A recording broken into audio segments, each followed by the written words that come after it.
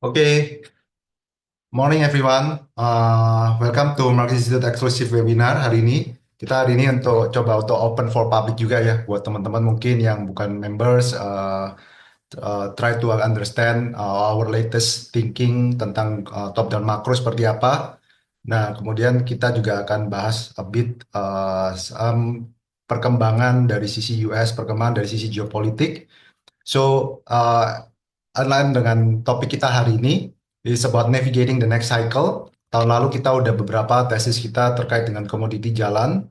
So, what's next gitu kan?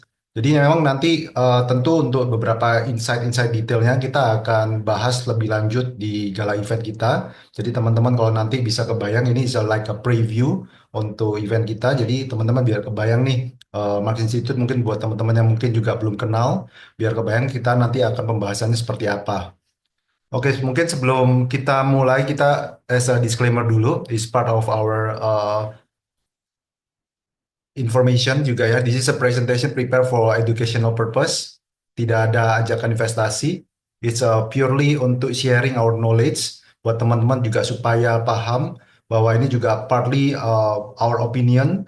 Mungkin juga ada beberapa material ini, ada beberapa yang contain dari public available, juga beberapa dari view kita. Jadi teman-teman juga bisa menyaring kembali bahwa apa yang kita sharing di sini bisa kalian manfaatkan untuk kebutuhan knowledge kalian juga dan investment decision kalian. Oke, without further ado, kita let's start. So, again, kita is a very our style ya teman-teman. Kalau kita selalu educate our members itu selalu berangkat dari top down. That's how differentiate Mark Institute compared to others gitu ya. Dan that's our real strength. Jadi kenapa kita harus tahu bahwa topik di tahun 2026 ini, US itu masih menjadi the center leader for the stock market, especially for the equities. Kenapa? Karena memang kalau kita lihat dari teman-teman bisa lihat di chart yang kanan, itu sebenarnya summary terkait dengan konsensus GDP outlook untuk tahun 2026 gitu ya, compare to tahun 2025. Dari chart ini sebenarnya kalian bisa memahami suatu hal, yaitu yang paling penting itu adalah trend trajectory dari suatu global GDP growth gitu. At least dari trend ini terlihat bahwa ternyata developed market itu trennya justru naik teman-teman. US dari 2 ke 2,2, Europe pun dari 1,3 ke 1,5. Hanya lebih ke Asia yang biasanya related dengan EM, yang dimana majority of the economy itu sangat rely on China. Ini trajektorinya masih agak turun gitu ya, 4,9 ke 4,7. Bahkan sebenarnya kalau ini dari beberapa data yang saya tahu, beberapa global house, ini kalau ditarik sampai tahun 2027, itu justru in general, emerging market itu kalau tahun 2026 sedikit lebih naik, tapi tahun 2027-nya itu flattish. Kalau developed market itu masih continue naik lagi tahun 2027-nya.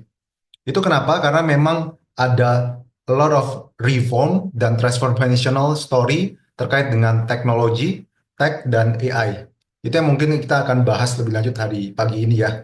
So, tetap kita melihat bahwa US still the leader and the center leader for the equity market karena memang AI booming dan kita salah satu yang try to educate the market bahwa nggak perlu khawatir terkait dengan naratif-naratif AI bubble karena konteks dari bubble itu ada dua hal yang sempat kita kapan hari post di Instagram kita gitu ya.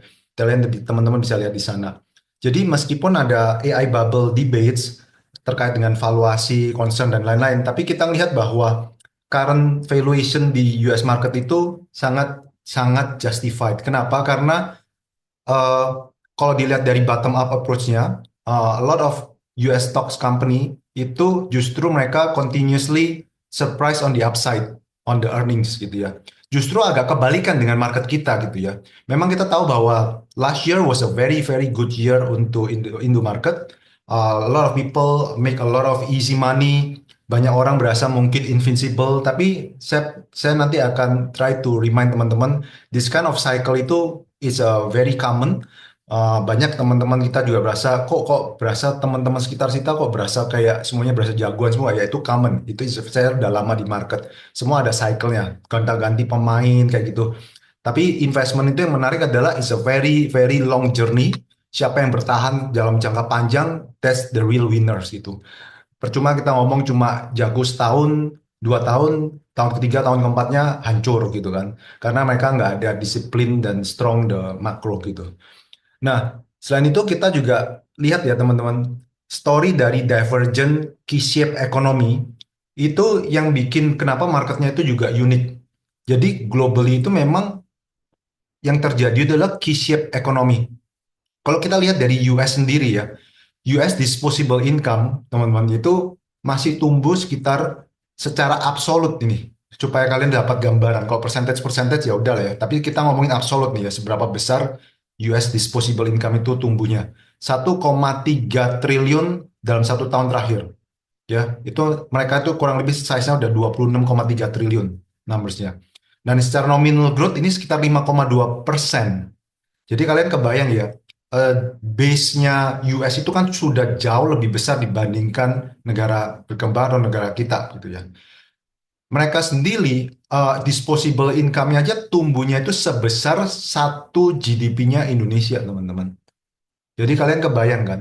Jadi makanya kenapa kali ini sebenarnya sempat kita bahas di webinar kita sebelum-sebelumnya ke members kita nggak perlu jadi orang yang sombong, orang yang punya 100 M di Indonesia itu nothing di US teman-teman. Kita tuh kayak semut sebenarnya. Jadi nggak perlu sombong-sombongan mengenai oh saya dapat segini apa sih itu kita cuma try to how to beat speed kita tuh kita bagaimana di Marks Institute membernya itu makanya quality yang kita fokuskan kita how to keep growing how to beat inflation dan kita supaya tetap our lifestyle itu tetap terjaga dan everyone's happy gitu ya.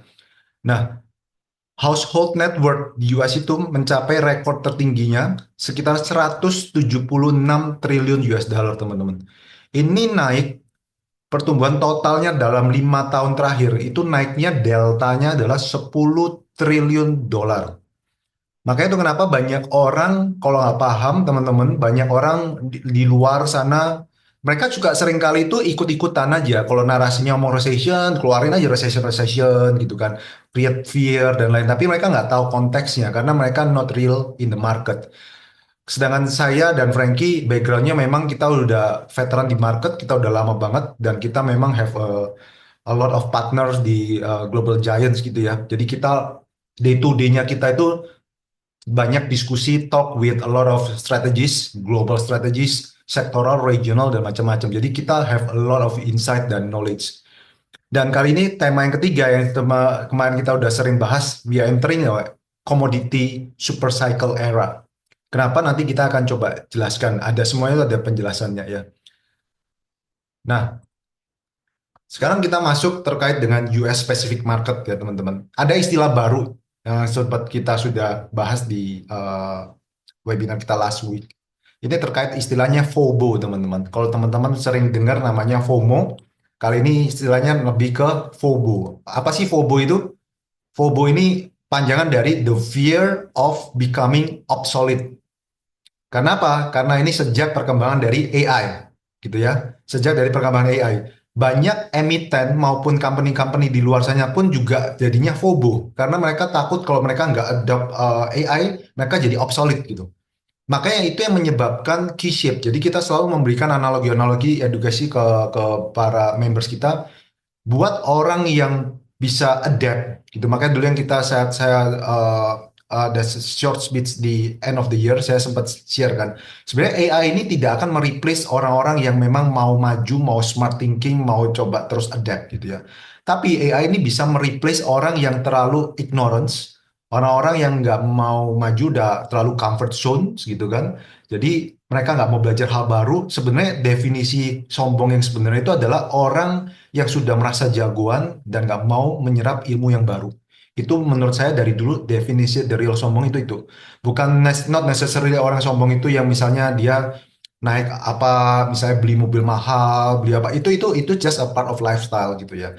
Tapi yang kalau memang mereka orang sudah kaya very rich tapi mereka memang mau belajar hal-hal baru, itu sebenarnya mereka nggak sombong. Tapi orang banyak yang di bawah-bawah sudah obsolete, sudah tertinggal tapi masih sombong, berusaha merasa tetap jagoan gitu. Itu yang fatal menurut saya. Dan dengan adanya AI, FOBO ini menjadi tren yang cukup struktural, teman-teman. Jadi kita coba bedah ya teman-teman ya dari sisi S&P sendiri. Kita lihat memang S&P itu this year masih very solid, secara tren masih uptrend. Kenapa? Karena fundamentalnya itu di drive sama earnings growth yang masih sekitar 13 sampai 15% range-nya earnings growth-nya di US gitu ya. Jadi dari sini kita bisa hitung bahwa level untuk S&P itu masih likely untuk level 7.500 sampai 7.700. Bahkan upside-nya bisa saja dia sampai ke 8.000. Kenapa? Tergantung nanti setiap quarterly earnings-nya mereka itu masih continue to surprise on the upside apa enggak gitu. Kalau mereka continue surprise on the upside lagi, maka trennya itu masih bisa ke 8.000 gitu kan. Dan tahun 2026 ini masih continuous, the momentum itu masih continuously strong untuk AI stocks related. Kenapa? Karena memang capex-capexnya ini masih continue to surpass on the expectation. Kalian teman-teman bisa lihat ya bagaimana pertumbuhan tren dari capex dari AI di sana ya. Jadi eksponensial sekali dari tadinya yang mungkin size-nya hanya 70-an billion mencapai estimasinya tahun 2026 itu on quarterly basis ya. Jadi kita ngomongin on quarterly basis itu bisa sekitar 550 billion teman-teman. 550 billion itu kayak ibaratnya separuh dari GDP Indonesia. Dan ini baru sektor AI loh teman-teman. Makanya kenapa saya nggak ngerti orang-orang yang ngomong ikut-ikutan ngomong AI bubble itu, I think in our view itu they just don't understand the fundamental gitu ya. That's why it's very important you understand the context and the fundamental. McKinsey sendiri juga estimate bahwa AI related capex itu by 2030 itu size-nya bisa mencapai 5 triliun dolar. Dan di mana itu juga implying sekitar kebutuhan untuk spend untuk data center itu bisa setara dengan 35 juta per megawatt untuk kebutuhan dari capex data center. Dan capex terkait dengan AI sendiri ini sebenarnya kontributnya sepertiga dari US GDP growth. Ya, sepertiganya itu sangat didrive oleh capex AI related. Dan AI dari hyperscaler sendiri itu rata-rata mereka mungkin budget AI capex-nya itu bisa mencapai di atas 50% growth-nya. Kebayang nggak? Mungkin kita di sini nih teman-teman ya, kalian bisa cek deh. Saya udah lama di market di Indo sudah lama, sangat jarang sekali loh untuk bisa menemukan company emiten yang mau spending budget capex pertumbuhannya itu di atas 50%. Kecuali ada sektor-sektor tertentu yang mungkin tadinya sektor itu udah udah lama tidak capex gitu ya. Mungkin dia bisa 50% growth. Tapi in general yang fundamental itu sangat jarang sekali pertumbuhan capexnya itu di atas 50%. Padahal secara economics of scale-nya itu kita jauh lebih kecil, teman-teman. Di sana itu jauh lebih besar, tapi pertumbuhannya tetap lebih besar lagi. Makanya kalian bisa kebayang kenapa US market itu very very strong, karena memang size-nya itu beda sekali teman-teman. Itu sebabnya kenapa main di US market itu jauh lebih enak kadang ya, karena memang mereka tidak ada, nggak gampang kena drama-drama bandar monologi gitu kan. Cuma ya itu yang membedakan, ada orang yang mungkin suka yang mainnya yang meme-meme yang gampang gitu ya, nggak mau belajar ini ya, ya it's a different game lah teman, different segment ya teman-teman. Jadi itu ya teman-teman, sekitar 60% capex itu related dengan chip hardware, 25% terkait dengan power generation, dan 15% terkait dengan land bank. Land bank ini yang mungkin berhubungan kayak story industrial estate gitu teman-teman. Oke, bagaimana dari naratif ini kalian bisa mendapatkan suatu ide, teman-teman? Ini yang sudah sering kita bahas juga di Marx Institute, webinar, di beberapa webinar-webinar kita dari tahun lalu, gitu ya. Teman-teman juga yang udah ngikutin, ini sesuai dan di mana kita belajarin dari top down. Kalian bisa kebayang nih bagaimana kita build suatu tesis dari top down hingga bisa mendapatkan semua upside dari story ini, gitu loh. Pertama, kita lihat dari era tahun COVID itu, sejak perkembangan digital adoption makin merebak di era COVID crisis ya teman-teman. Software and chip infrastructure ini mungkin sesuatu yang sangat dominan secara naratif. Makanya kenapa Nvidia meledak di tahun 2021, 22, 23 gitu ya. Mereka benar-benar boom. Karena memang it's all about software chip related, AI masuk fase uh, pembelajaran baru LLM gitu ya, machine learning dan lain-lainnya. Jadi it's all about the computing power gitu kan. Jadi prosesor itu sangat penting sekali processing and computing powernya itu. Nah, kemudian tapi kita juga sudah sering bahas bahwa digital ekonomi ini itu sangat energi intensif gitu teman-teman. Jadi mereka juga akan membutuhkan banyak power. Kenapa kita juga sering kalau ketemu dengan beberapa player yang masuk ke data center, itu kebutuhan power mereka sangat besar sekali gitu kan. Kayak kita dulu pernah teman-teman yang ngikutin Institute atau Insight dulunya kita ya, itu sering kita bahas bahwa kayak contohnya orang pindah ke EV. Orang pindah ke EV aja tuh kebutuhan powernya besar sekali. Satu mobil EV aja mungkin kita langsung pasang daya listrik di rumah aja minimum harus 7.000 watt, teman-teman. So, dari hal simple saja kalian sebenarnya udah bisa dapat suatu ide gitu ya. Apalagi ini konteksnya hyperscaler, data center yang berhubungan untuk kebutuhan eh, yang jauh lebih besar dibandingkan EV gitu kan. Maka dari situ diperkirakan, makanya karena dari software, chip infra, kemudian masuk ke hardware, kalian bisa lihat tuh story-storynya, kemana apa, akhirnya Oracle juga terbang setelah Nvidia, kemudian Broadcom gitu ya. Lately yang terbang terkait dengan yang berhubungan dengan memory gitu kan, memori eh, Micron gitu kan, kemarin SanDisk terkait dengan apa storage gitu kan. Kenapa? Karena ini kayak saling komplement gitu teman-teman antara memori prosesor computing ini juga saling komplement. Kenapa? Kalau nggak ada memori yang berhubungan dengan RAM dan lain-lain ini juga nggak jalan. Tapi kalau nggak ada speed yang computing power ini juga RAM-nya jadi nganggur gitu kan. Jadi ini saling komplement. Ekonomi ininya saling melengkapi. Jadi kalau ini begitu rally, sekarang orang-orang udah mulai ngomongin terkait dengan ini kayak deja vu tahun 2021 teman-teman. Sekarang memori lagi langka, shortage gitu ya. Chip juga lagi mulai shortage. Kenapa? Karena setiap orang tahu bahwa capex-nya akan besar sekali. Jadi semuanya try to secure the supply gitu ya. Dan sekarang nanti juga power infrastructure di mana 5 triliun AI capex ini implying kebutuhan sekitar 1.000 sampai 1.500 terawatt. Teman-teman, itu size-nya besar sekali ya, terawatt hour power capacity, dan itu mungkin sebesar total dari 5% dari total electricity supply, teman-teman. Dan ini of course karena a lot of data center ini lumayan sangat fokus on ESG story, jadi a lot of the renewable related itu yang bisa contribute on the implied growth in the futures terkait dengan story energy related ini. And then come to the commodity super cycle. Kenapa? Karena a lot of this capex sekarang dari software, hardware, sekarang story-nya juga udah pindah ke teman-teman udah sering lihat kan robotik gitu, robotik, humanoids dan macam-macam lainnya. Kenapa? Karena dari yang tadinya dunia maya sekarang come into reality. Manusia kita udah mulai masuk come into reality. Makanya banyak joke terkait wah ini jangan-jangan film Terminator come into reality gitu kan. Which is itu udah mulai happening. Dan robot-robot ini yang berhubungan dengan physical teman-teman.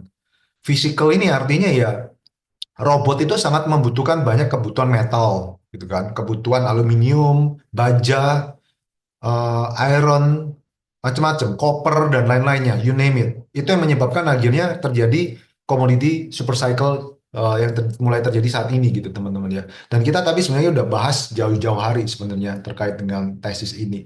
Jadi jangan kaget bahwa kenapa? Karena komoditi marketnya itu sendiri, supply-nya sendiri pun juga nggak banyak nambah teman-teman. Sedangkan demand-nya seperti yang kemarin kita sempat bahas saya sempat share short story.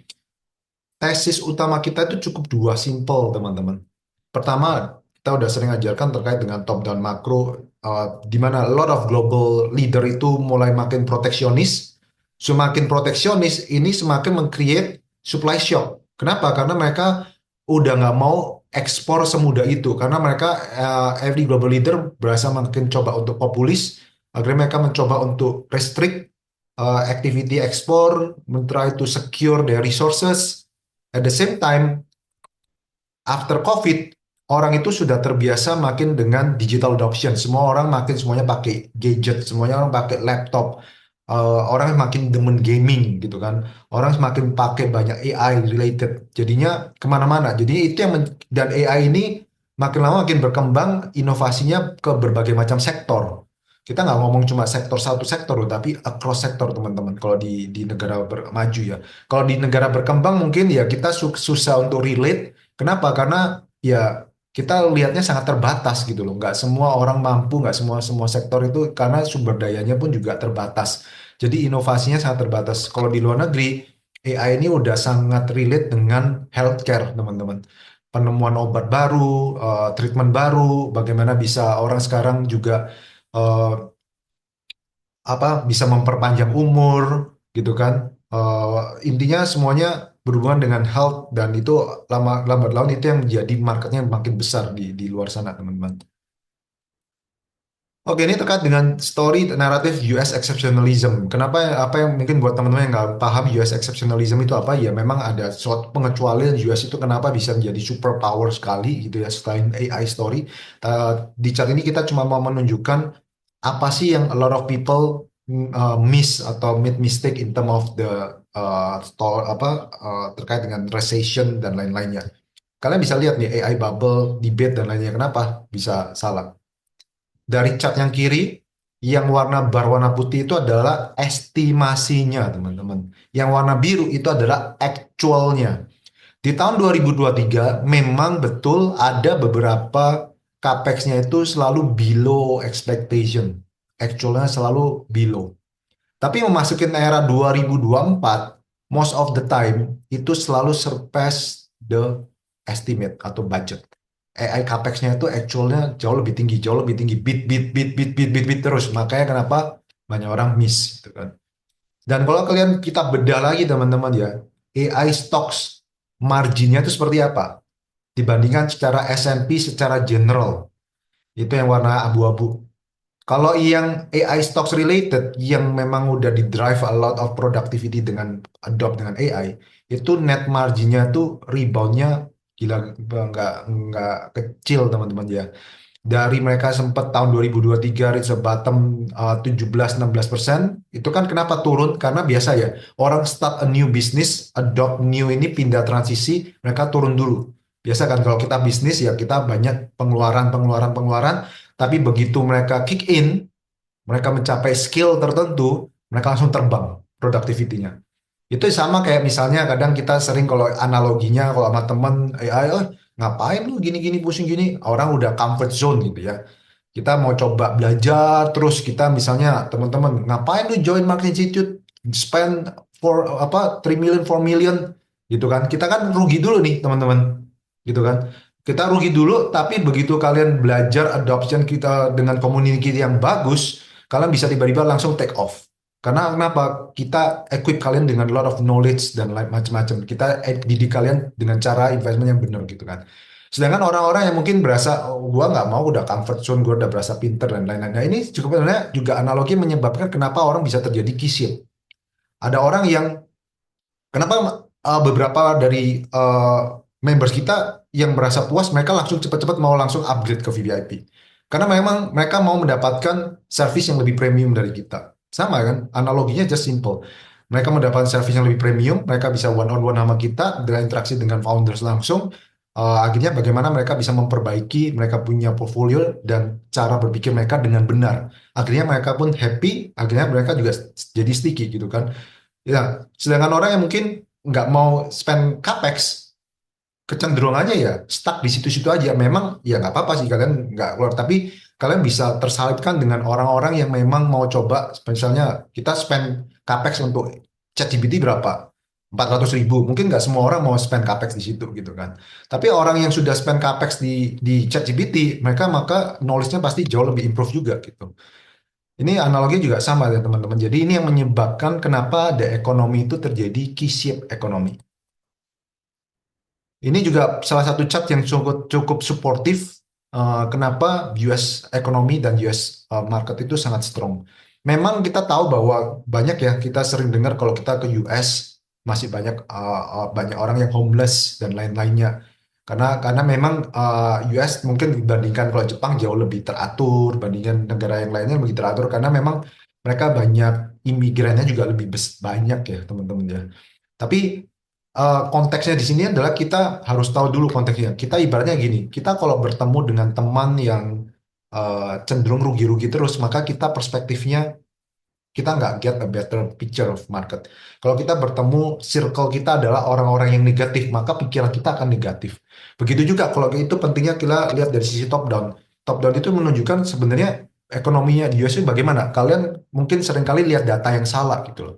Makanya kenapa penting sekali untuk bisa memahami suatu konteks data yang sering kita bahas bahwa kalau kalian cuma fokus terhadap orang yang 10% orang di bawah, ya tagihan kartu kreditnya mereka meledak, gak bisa bayar, ya and then you miss all the big picture. Kenapa? Karena the middle middle uppernya juga make money-nya gila-gilaan di US. Itu yang ternyata ngedrive marketnya. Jadinya people when you look at the wrong data, then you will come with the wrong decision, gitu kan. Nah, kalau dilihat di sini udah cukup jelas bahwa US household memang meskipun kenapa dia ada siklus sempat turun banget karena it's a cycle ya teman-teman. Pertumbuhannya dia yang tadinya terlalu fantastis, otomatis dia akan normalizing gitu ya. Kenapa? Karena misalnya ibarat gini, kita habis katakanlah kita cuan eh, teman-teman cuan beggar misalnya 200-300% kan nggak mungkin kita konsisten 200-300% terus itu. It's impossible teman-teman. Itu ada kalanya kita habis cuan 200-300% tiba-tiba ya karena kita base-nya kita tadinya cuma mungkin punya uang 10 juta jadi 50 juta atau 10 juta jadi 1 M. Dari 1 M mau naik lagi udah beda gitu kan base-nya. Apalagi orang yang punya uangnya 100 M. Base-nya udah beda lagi. Jadi udah pasti growth-nya akan plateauing juga gitu. Tapi yang menarik justru di mid 2023 US liquidity household-nya itu justru rebound-nya cukup kencang teman-teman dan tidak ada tanda-tanda penurunan gitu ya, bisa lihat di situ ya. Dan ditambah lagi yang penting adalah kalau kita analisa net debt to EBITDA levelnya S&P, orang-orang yang terlalu sering ngomongin fear terkait dengan resesi kayak tahun 2008, look at the chart. What is the difference? By looking at the chart, kalian bisa mengambil konklusi sendiri. Itu jauh di bawah teman-teman. Bagaimana bisa dibilang kali ini intinya di sana itu sekarang jauh lebih sehat dan jauh lebih solid balance sheet atau debt level mereka dibandingkan di era tahun 2007-2008. Gitu ya. Biar nggak berpanjang lebar, kita coba nextnya lagi kita bahas terkait dengan buyback atau corporate action di US, teman-teman. Kalian bisa lihat bagaimana di US ini share buyback-nya saja itu record high, teman-teman. Tahun 2025 ini hingga akhir tahun 2025 ini angkanya belum update 1,1 triliun.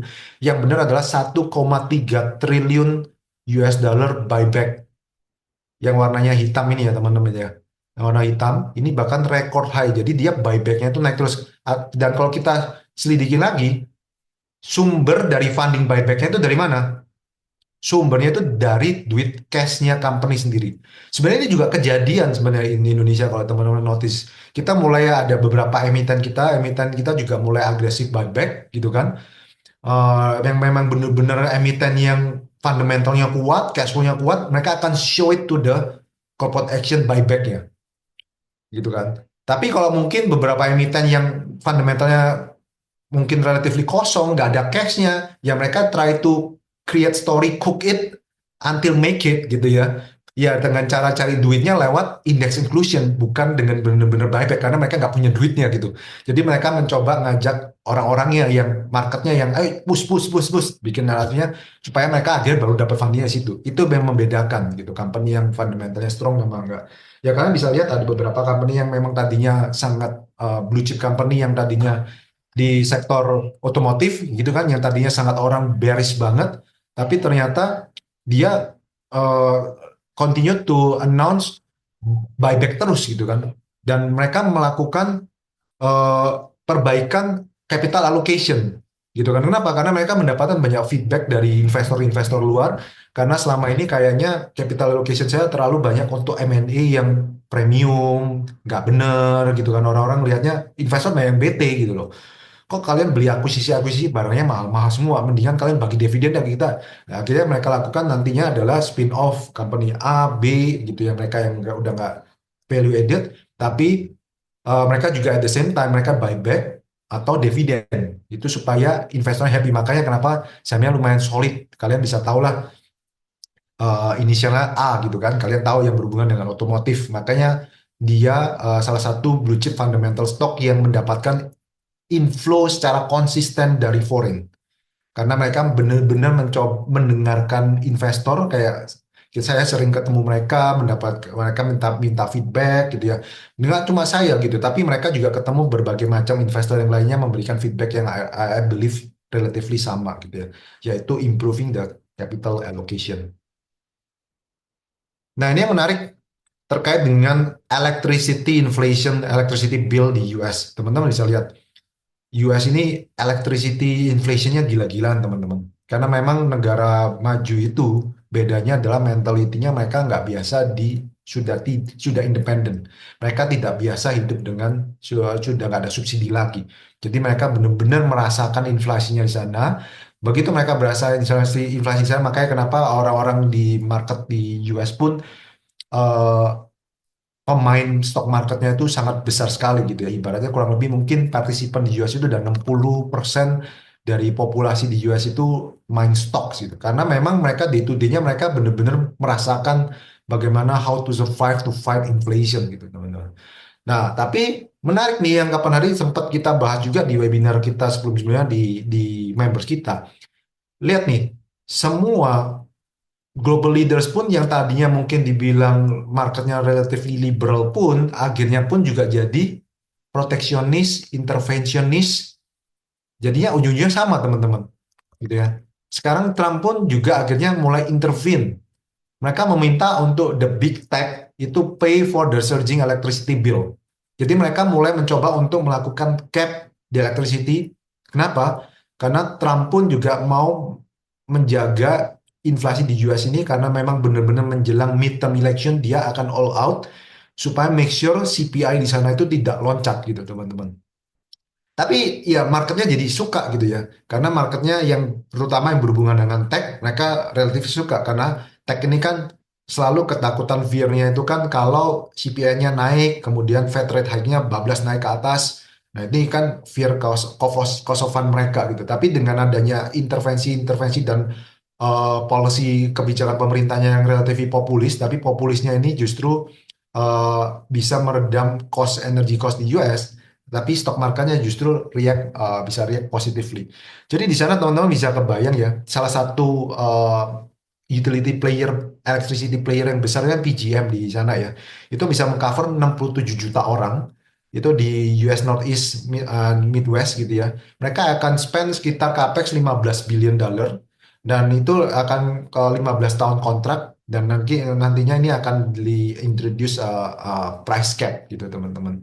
Dan kalau kita lihat US data center berdasarkan dari Bloomberg NEF itu energy demand-nya itu bisa naik dari 34 gigawatt di tahun 2024 itu bisa tumbuh ke 106 gigawatt. Gila nggak teman-teman? By 2035. Naik pertumbuhan energy demand-nya tuh 3 kali lipat.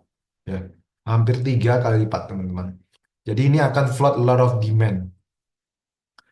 Dan menariknya terkait dengan Trump Oil and Gas Reform, ya, ini fokus Trump ini adalah fokus ke US Energy Security sebenarnya. Temanya sama kan, di Indonesia pun juga kita fokus juga energy security. Kenapa? Karena COVID crisis itu memang mengajarkan orang global leaders itu untuk lebih apa ya, mementingkan kebutuhan kita gitu ya, kebutuhan negaranya masing-masing. Jadi kalau sampai terjadi apa-apa, memang energi kita itu harus benar-benar secure gitu teman-teman. Dan itu sebabnya kenapa Trump itu mencoba menyerang Venezuela. Basically ya teman-teman sudah tahu ya di market, everyone has already talk about it. It's part of geopolitical move that's a very strategic move. Try to secure and get the Venezuela oil gitu ya. Dan at the same time, US itu juga bisa benefit dari sisi investmentnya, FDI-nya. A lot of the oil and gas big players on that day itu stoknya semuanya langsung rally teman-teman, loncat semuanya. Kenapa? Karena mereka udah pasti happy, mereka dikasih proyek-proyek baru, proyek bagus di Venezuela. Jadi Venezuela ini kan tadinya sempat pernah 3 juta barrel, tapi karena memang dulu kena sanction dan lain-lainnya, dan nggak ada investment lagi lama, jadinya produksi minyak mereka itu tinggal 900 ribu barrel per day. Jadi ini kebayangkan upside-nya ini bisa kayak 3 kali lipat lagi dan itu merupakan future upside untuk US big oil and gas players. Nah, dari situ kalian udah bisa kebayang stock idenya terkait dengan US oil and gas. players yang bisa mendapatkan investment di sana. Kalau mau tahu detailnya apa, ya join the Marks Institute members teman-teman. Gitu ya. Dan ini yang nggak kalah penting teman-teman.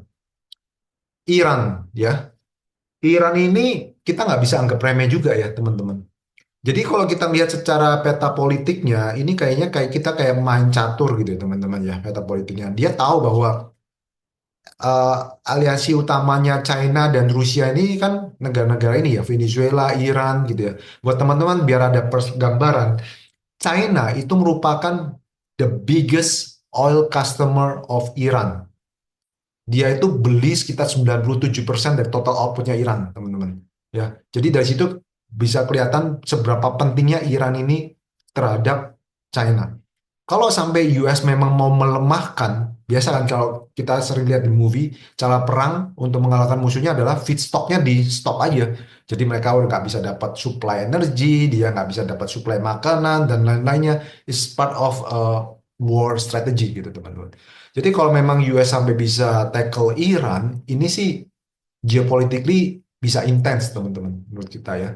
Karena Iran ini merupakan nomor tiga terbesar dari sisi crude oil reserve. Nomor satu Venezuela 303 miliar barrels ya. Nomor dua Saudi Arabia, nomor tiga itu Iran.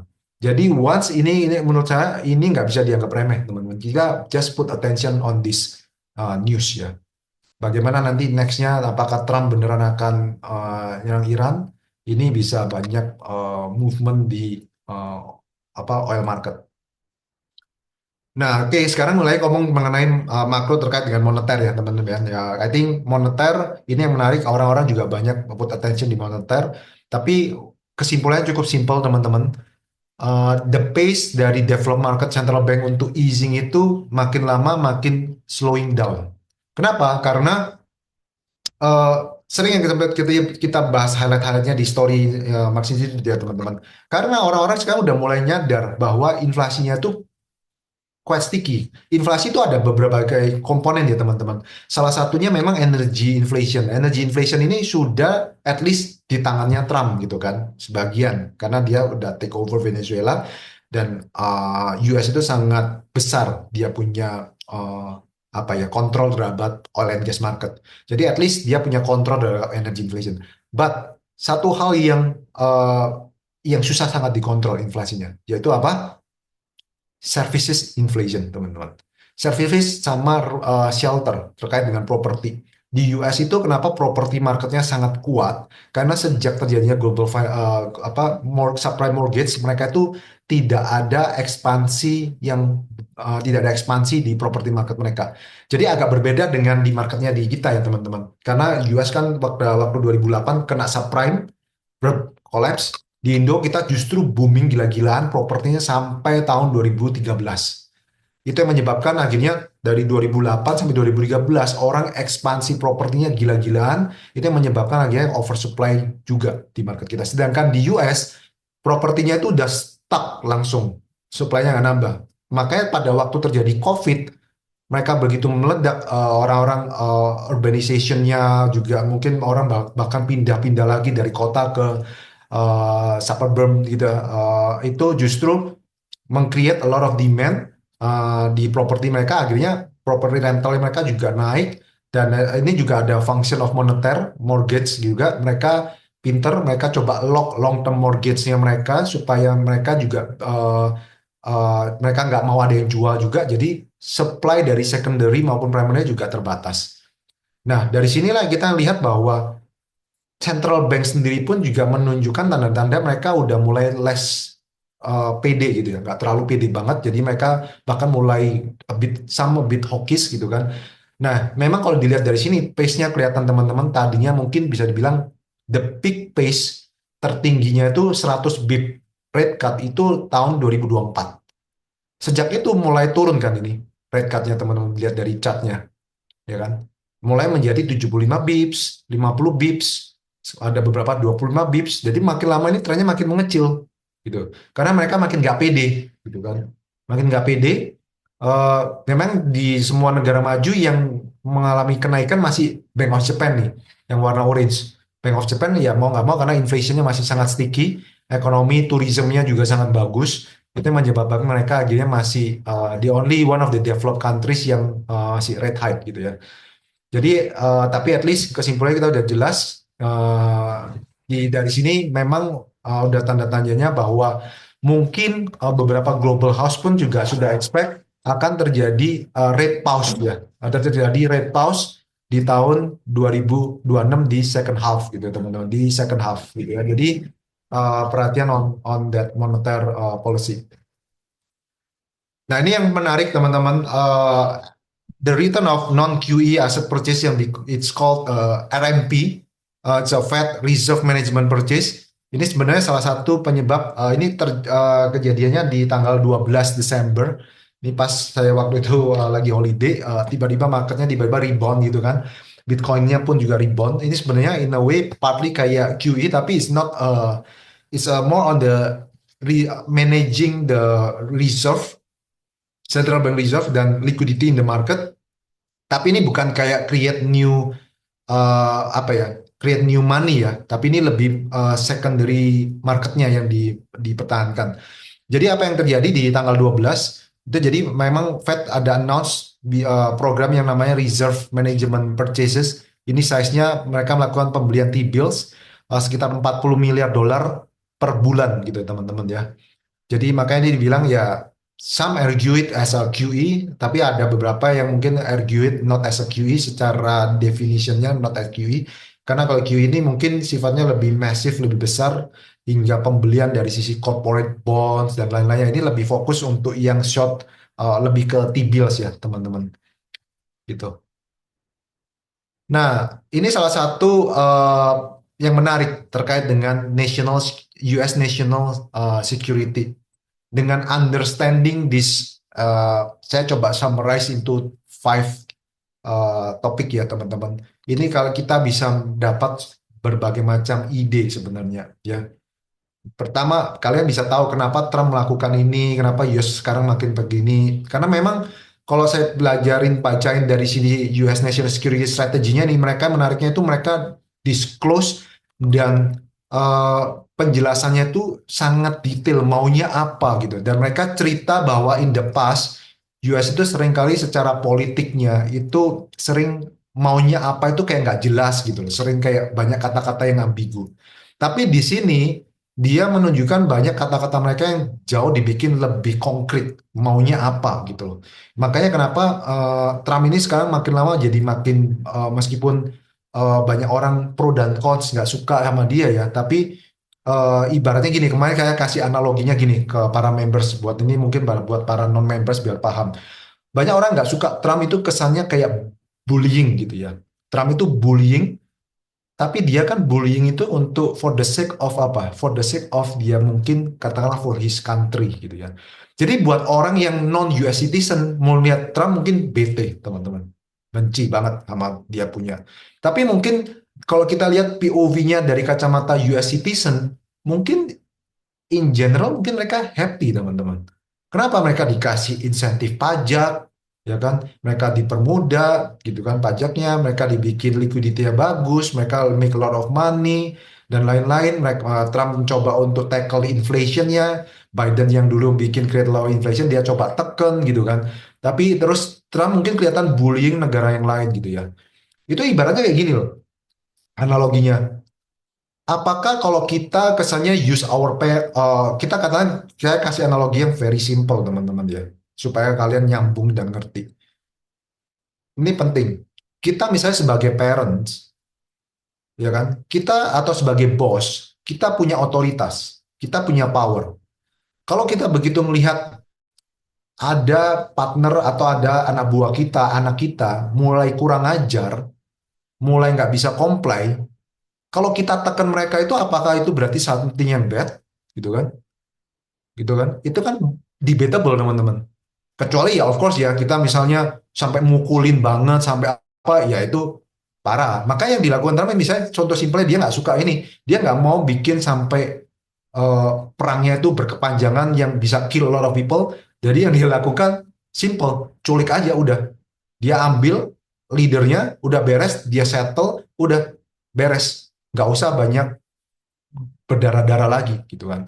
Nah, itu cara yang mungkin efektif yang akhirnya orang-orang sekarang mulai beberapa leader yang lain mulai worry gitu kan. Ternyata dia melakukan cara yang cukup frontal dan cara yang cukup agresif seperti itu teman-teman. Nah, intinya kalian mungkin bisa baca nanti di sini ya. Intinya nomor satu, US akan fokus protect US sovereignty. Udah jelas itu, udah tertulis di sini. Jadi secure border ini nomor satu dia. Nomor dua, US akan maintain the military strength. Makanya kenapa mereka spend capex gila-gilaan untuk defense dan modernization gitu kan. Nomor tiga, mereka mau get the industrial dan technological advance and economic security. Jadi mereka sangat fokus ke competitiveness supply chain security di industrial mereka. Mereka melakukan reindustrialisasi lagi. Makanya kenapa kesannya di US ini kayak menjadi negara berkembang, teman-teman. Growth-nya gila-gilaan, gitu kan. Kemudian keempat, mereka mau fokus ke energy dominance. Dan ini udah clearly stated. Kalau udah energy dominance, jadi kita nggak bisa anggap remeh bahwa US akan take over a lot of oil and gas asset globally. Karena memang dia udah stated ini. Gua mau jadi energy dominance secara global. Dan resources security. Makanya berhubungan dengan oil and gas, nuklir, berhubungan dengan critical minerals, semuanya sama US mau dikuasain, teman-teman. Lima, mereka coba realign global engagement strategi fokus ini lebih fokus kayak terkait dengan bagaimana prioritizing apa ya ibaratnya MAGA itu Make America Great Again. Jadi mereka mau supaya yang tadinya US banyak ditinggalkan gitu kan. Mereka mau make sure bahwa orang-orang lihat lagi ke US. Gitu ya. Orang yang tadinya mungkin nggak percaya lagi dengan US dollar, nanti ke depannya mungkin orang mulai percaya lagi ke US dollar. Salah satu contohnya orang nggak percaya dengan US dollar apa? Fiskal mereka yang mungkin nggak disiplin gitu kan. Tapi dan hutang mereka yang berlebihan. Tapi menarik salah satu angle yang teman-teman mungkin harus pahami adalah terkait dengan strategic move yang dilakukan oleh Trump. Kalian kebayang nggak teman? Kalau dia bisa take over oil and gas, bisa take over semua oil ini, kemudian bisa mengkontrol inflasi di sana, energinya. Berarti kan dia bisa mengkontrol cost of debt dari sisi hutangnya dia. Dia bisa neken itu cost of debt-nya. Jadinya kekhawatiran di fiskalnya nggak kejadian teman-teman. Kenapa? Karena dia spend capex gila-gilaan, artinya GDP growth mereka pertumbuhannya bisa lebih cepat dibandingkan dengan debt-nya mereka, debt-nya di US. When that happen, teman-teman, sekarang ini kan belum nih kelihatan masih debt to GDP masih tinggi, tapi when that the US GDP growth-nya nominalnya lebih tinggi dibandingkan debt growth-nya, that moment I believe will attract people to buy more US dollar lagi. Gitu ya cara lihatnya. Sekarang mau kait dengan defense. When defense ini menjadi super cycle becoming a reality juga. Ini kalian juga kita ajarin ini ke members kita teman-teman. Bagaimana di Eropa itu Jerman ini sangat dominan terhadap defense. Mereka akan bahkan mereka break dari sisi guidance-nya NATO gitu ya. Mereka gila-gilaan spend ini kenapa? Karena mereka mengantisipasi terjadinya geopolitik yang makin intens saat ini. Jadi mereka akan mobilize a lot of capex untuk defense. Kalian bisa lihat di sini bagaimana Germany ini yang warna hijau. Jerman ini dari yang tadinya mungkin di bawah 2%, dia push gila-gilaan, bahkan break di atas 3% dari total GDP mereka, teman-teman. Dan kalau dilihat yang kanan, terlihat bahwa secara CAGR growth defense spending di Jerman itu the highest compared to other Euro region gitu ya teman-teman. Bahkan US sendiri pun cuma 3%.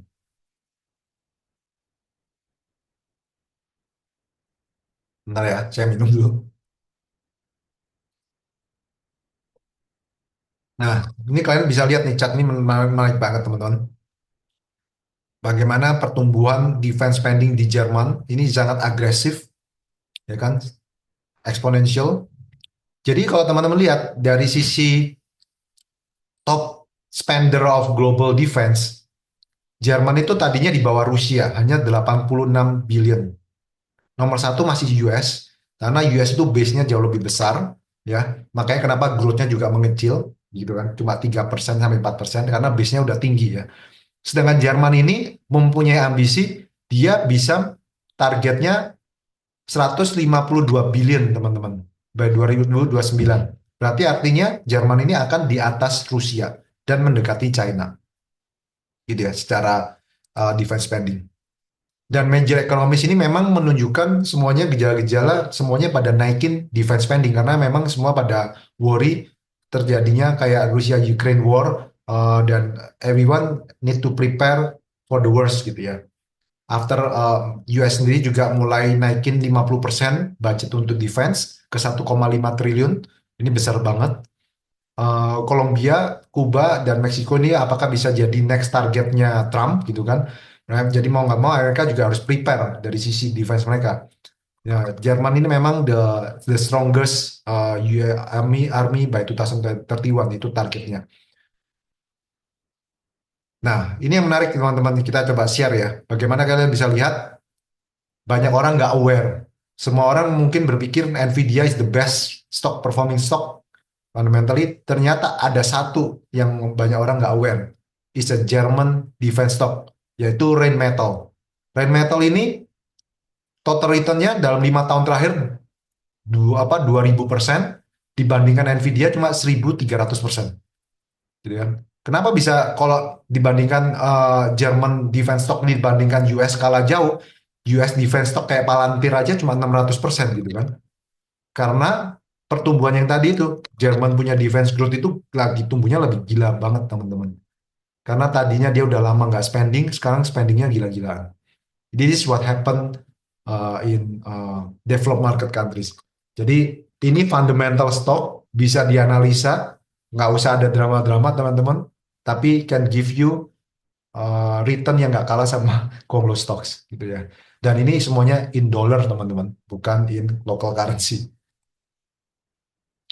Oke, kita ngomong komoditi ya sekarang ya. Waktunya udah mepet, hampir nggak berasa. Kita cepet aja. Ini mungkin topik yang banyak orang penasaran. Kita udah ngomongin silver di Oktober ya, meskipun agak telat, tapi sebelumnya belum benar-benar telat. Karena pada waktu di bulan Oktober silver itu masih harganya $45, teman-teman.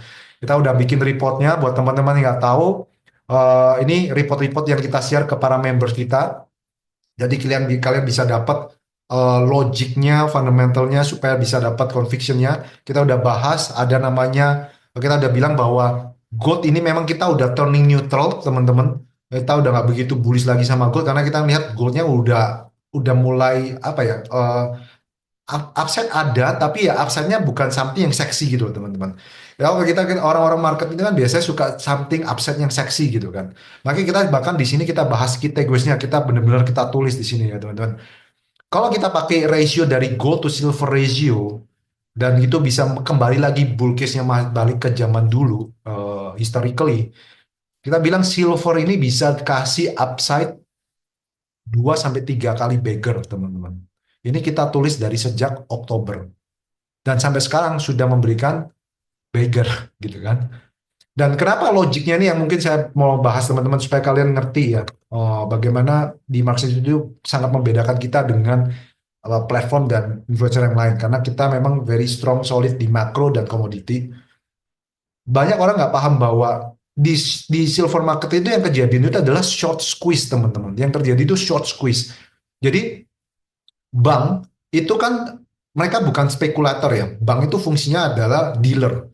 Jadi bank itu ibaratnya mereka harus provide liquidity dan mereka harus absorb client flow gitu kan. Kalau mereka misalnya ada penambang-penambang ini kan mereka juga perlu hedging kan. Masuk into contract, mereka masuk forward atau futures itu untuk hedging. Sedangkan bank counterpartinya dia harus take position dan dia harus menservis itu. Jadi part of liquidity providernya lah. Dan macro hedge itu it's not like silver itu is not equal to the gold ya. Silver itu 60% is a very industrial related, very cyclical. Jadi pada saat banyak produser melakukan hedging itu cenderung sama dengan natural short bias teman-teman ya. Jadi pada silver miners itu sell future production forward gitu ya. Mereka akan hedge the cash flow and capex dan banks itu cenderung akan take the short position ya kan. Jadi yang satu long, yang satu short gitu. Dan menariknya ini bisa dimanfaatkan sama hedge fund, teman-teman. Para hedge fund ini bisa baca gitu. Pada saat paper silver itu kan paper market itu lebih besar dibandingkan physical market. Jadi paper market di silver itu rata-rata mungkin kita pakai acuan COMEX lah ya. Uh, COMEX silver itu mungkin bisa bisa various ya, bisa kadang-kadang bisa 200, 3 kali lipat dibandingkan dengan physical metals-nya. Market paper marketnya itu, trading marketnya itu besar banget. Jadi yang kejadian itu adalah waktu yang pada hari keempat kita bahas, saya bikin short reel-nya, tesis kita di silver itu terjadi backwardation teman-teman. Terjadi backwardation gitu. Backwardation itu artinya apa? Buat teman-teman yang mungkin nggak paham uh, istilah ini, artinya spot price itu saat ini lebih tinggi dibandingkan future price, gitu ya. Kalau spot price-nya lebih tinggi dibanding future price, artinya the market is telling us that they want this metal right now. Mereka nggak mau nunggu lagi. They want it right now, gitu ya. That's backwardation. Dan saat ini banyak big banks di US itu mereka lagi short position. Nih, short position di BOFA City Combine itu mencapai dengan 800 juta ounce, teman-teman. Lihat nih posisinya. Dan pada waktu terjadi backwardation ini, itu short squeeze langsung banks. Mereka mau nggak mau, mereka harus settle dan beli gitu ya. Nah, itu yang kejadian di silver dan industrial metal. Dan ini mungkin sekilas terkait dengan gold, what happened to the gold. Kita sempat bahas kapan hari di gold webinar. Ya, ini M2 to gold ratio ini menunjukkan tren gitu yang menarik ya. Upside dari gold ini kan mulai terbatas, tapi apakah masih ada upside-nya 10%, 15% mungkin masih ada gitu ya. Nah, ini kalian menarik nih. Kalau kalian cat yang kiri, rasio terendahnya itu di atas 2 ya. Ini lihat nih, tahun 80-an. Dan ini sebenarnya is telling us something.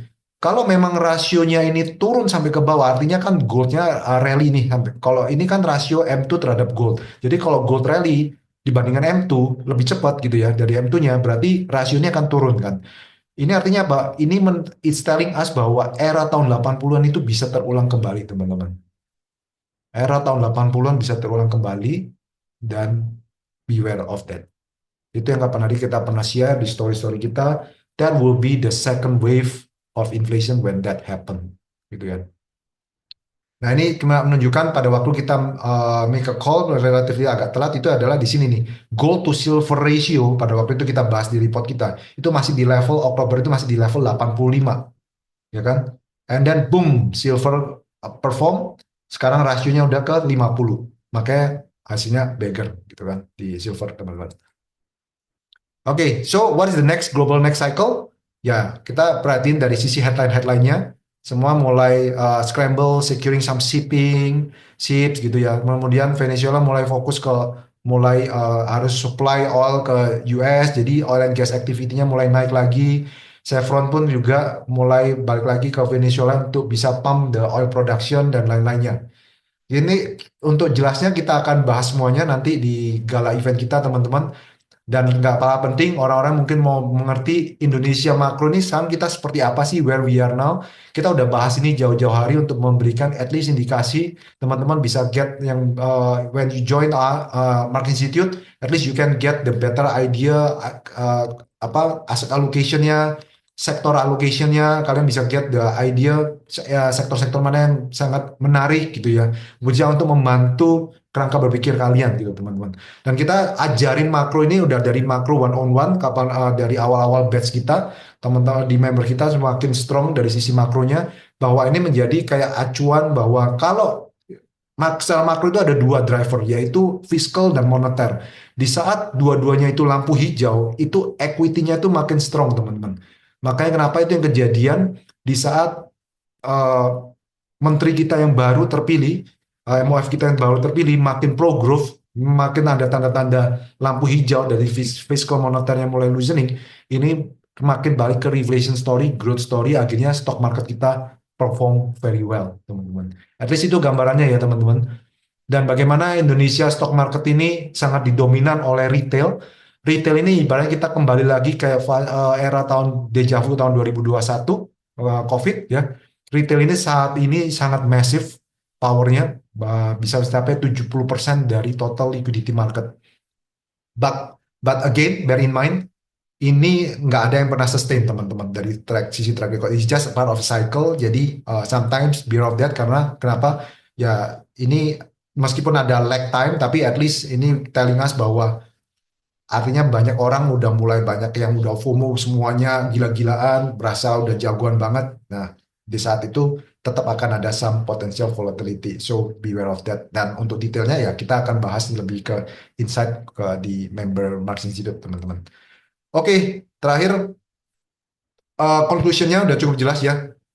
Dari makro teman-teman bisa dapat gambaran US akan continue to be the center of the global growth, terutama terkait dengan stock marketnya, very straightforward, AI capex related growth-nya, geopolitically akan escalating globally, a lot of major developed country ini committed untuk raise defense spending, gitu kan. Kemudian untuk sectoral themes, from AI, software to hardware, power and commodity super cycle, what's next?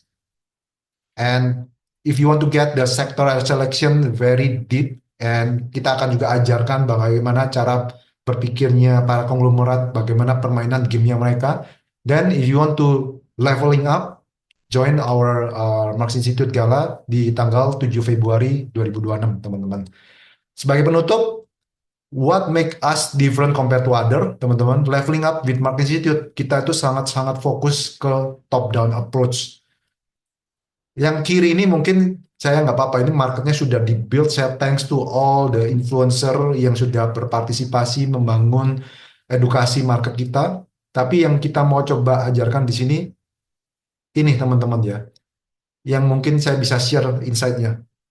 Technical and candles, itu sebenarnya kalau orang-orang kenapa semua rata-rata berangkat dari technical analysis.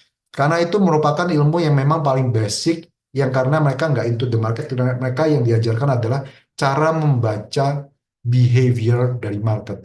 Karena candles itu adalah refleksi dari behavior market, gitu kan.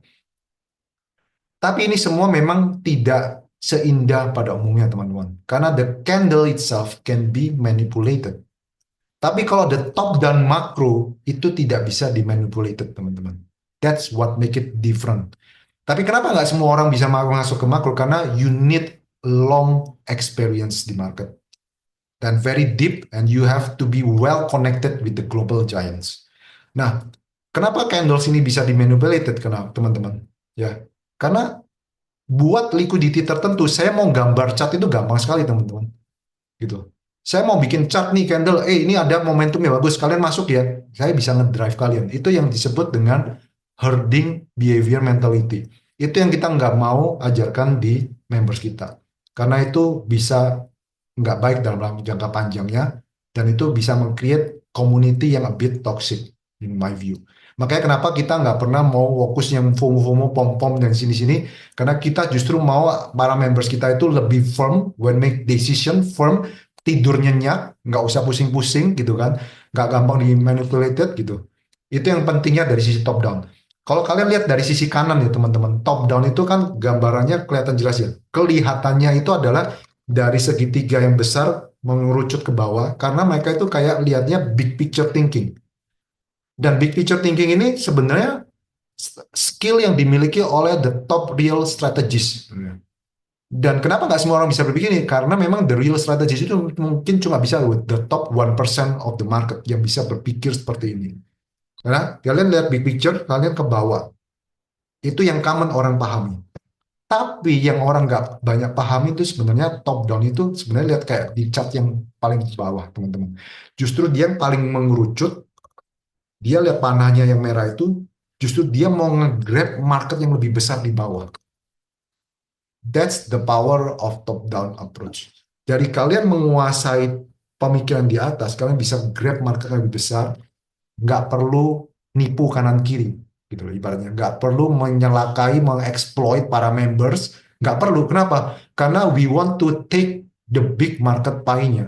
Tapi kalau orang nggak ngerti ini, mereka, saya gimana cara cuannya ya, exploit aja para members gitu ya. Mereka dipom-pom supaya kita tahu, saya masuk duluan, karena para members ini gampang ditebak. Kalau candlenya naik sekian, dia akan beli, dia akan ngikutin saya.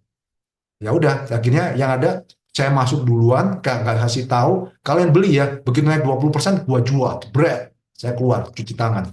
Itu namanya mereka mau exploit yang hal-hal yang sepele. That's what make different in market institute, teman-teman. Oke, mungkin itu aja webinar hari. Semoga memberikan at least insight buat teman-teman semua. So again, see you at the gala event ya di Februari tanggal 7. So kalau ada Q&A, feel free sebelum kita masuk ke quiz. Thank you.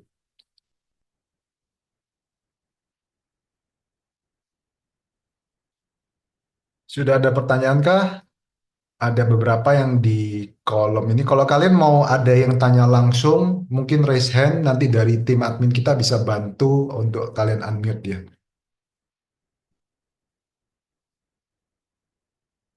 Ada pertanyaan dari Fatmawati. Jepang gimana Pak? Mereka increase spending juga untuk defense kan? Ya, ya Jepang Jepang marketnya sebenarnya juga menarik ya memang. Tapi yang menarik ini mungkin terkait dengan yen carry trade. Aku kali ini akan bahas terkait yen carry trade ya. Tapi ya, I think ada beberapa hal yang mungkin nanti kita bisa bahas kelanjutannya makronya di gala event kita nanti ya. Di sana justru ada beberapa angle yang menarik terkait dengan yen carry trade yang mungkin masih bisa berlanjut karena antara long short posisinya mereka ada shifting lagi nih teman-teman. Jadi kita bahas di sana ya nantinya.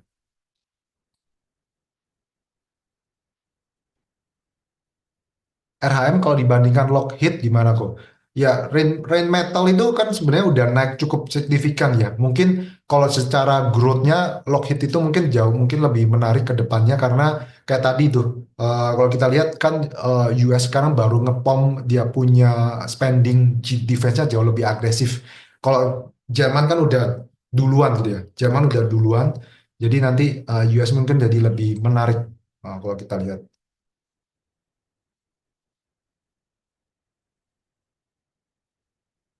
Apalagi we can say by the data that beauty was wrong then. Ya, saya nggak mau komen itu. Setiap orang punya opini sendiri-sendiri. Apakah beauty wrong? Ya, kita memang di kubu yang kita nggak percaya bahwa dengan ada AI bubble ya teman-teman.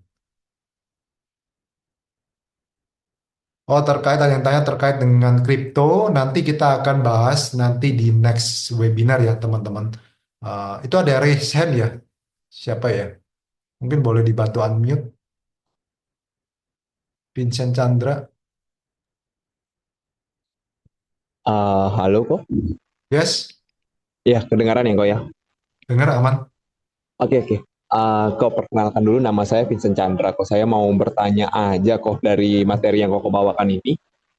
Kan kita kalau lihat, mungkin kalau kita lihat kan mayoritas bullishnya tuh kepada commodity and defense ya kok ya. Hmm.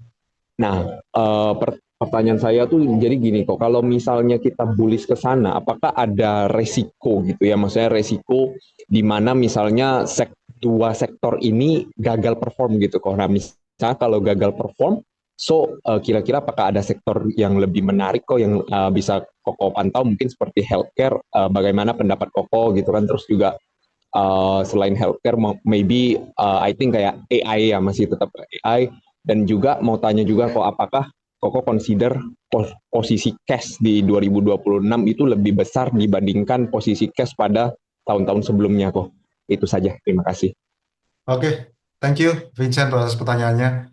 Ya, mungkin kalau dari sisi, of course dari sisi sektor itu makanya memang ada some diversification ya. Kalau di strategi kita memang ada some diversification.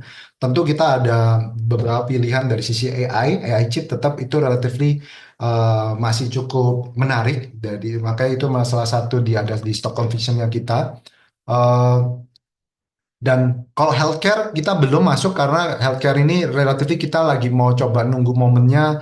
Memang healthcare ini karena kita ngelihat dari sisi top down-nya. Kalau memang nanti suatu ada chance bahwa Demokrat itu memenangkan dari sisi House maupun dari sisi Senatnya, itu mulai ada tanda-tanda bahwa itu mungkin kita akan mencoba untuk lebih agresif masuk idea di healthcare gitu ya. Ini tapi kita ngomong konteks yang di US market dulu ya, Pak Vincent ya. Karena itu politik itu biasanya it really works gitu. Tinggal karena kalau Demokrat itu sangat fokus ke sana karena kalau Republikan ini kan fokusnya memang mereka ingin coba cutting a lot of spending budget di Medicare-nya mereka gitu. Justru itu cara salah satu taktik mereka untuk melemahkan other political partinya dengan meng-cut spending di sana, budget-budgetnya di-cut dan mereka fokuskan untuk di Republikannya. Jadi itu yang salah satu alasan kenapa ada di situ. Cuma memang of course healthcare ini salah satu sektor yang tentu sangat diuntungkan.